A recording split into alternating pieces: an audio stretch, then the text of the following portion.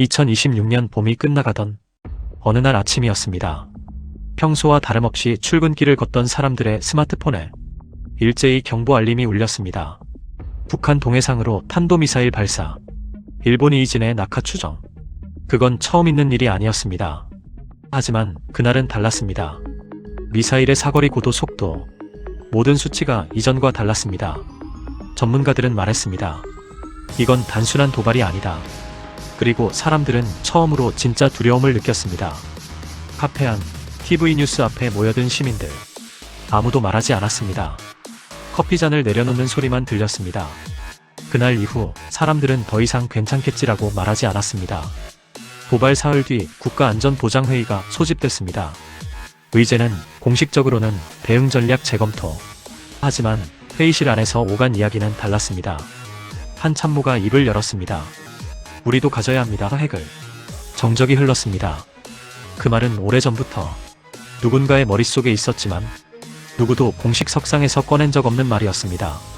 찬성 측은 말했습니다. 억지력이 없으면 우리는 영원히 협박 아래 살아야 한다.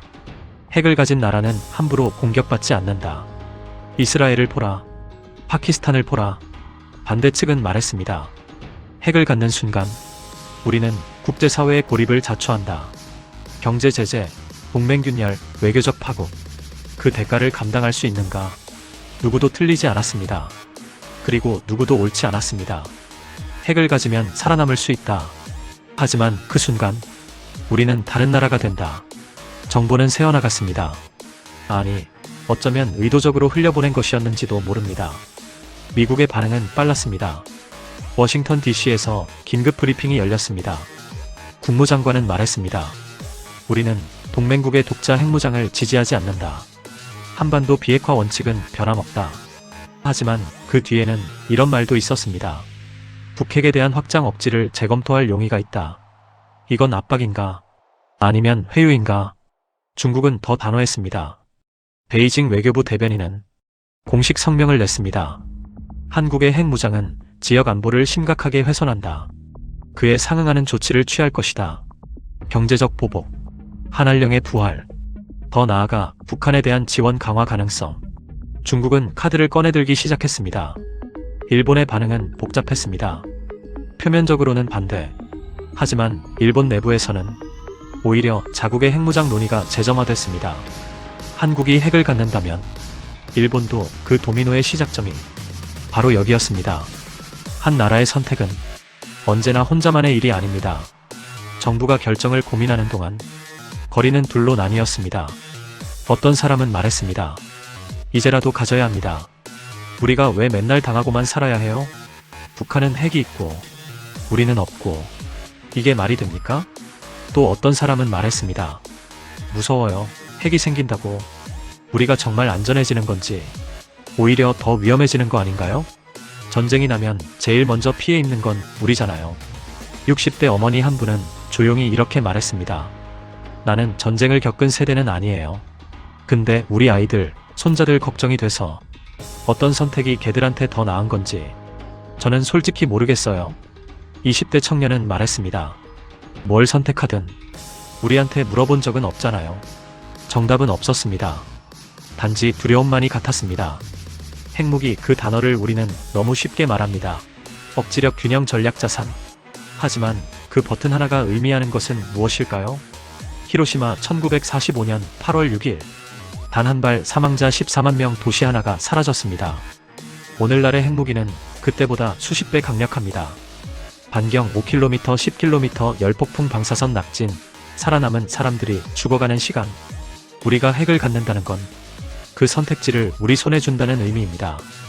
누군가를 지키기 위해, 하지만 동시에 누군가를 그 무게 아래 놓는다는 의미이기도 합니다. 핵은 단순한 무기가 아닙니다. 그건 수많은 생명을 동시에 짊어지는 선택입니다. 냉정하게 살펴보겠습니다. 핵무장으로 우리가 얻는 것. 첫째, 억지력입니다. 핵 보유국은 함부로 공격받지 않습니다. 상호확증 파괴. 즉, 매드 원칙 아래 먼저 공격하는 나라도 결국 파멸한다는 공포가 전쟁을 막아왔습니다. 이건 이론이 아니라 냉전 70년이 증명한 현실입니다. 둘째, 전략적 자율성입니다. 미국의 눈치, 중국의 압박, 핵을 가진 나라는 조금 다른 목소리를 낼 수 있습니다. 협상 테이블에서의 위치가 달라집니다. 하지만 우리가 잃는 건 첫째, 국제 신뢰입니다. 핵비 확산 조약 NPT. 대한민국이 서명한 국제규범입니다. 이를 어기는 순간 우리는 국제사회의 규칙 파괴자가 됩니다. 외교적 고립은 피할 수 없습니다. 둘째, 경제 리스크입니다. 한국은 수출로 먹고 사는 나라입니다. 제재가 시작되면 반도체, 자동차, 조선, 우리 경제의 핵심 산업들이 흔들립니다. 국민의 일상이 흔들립니다. 셋째, 동맹의 균열입니다.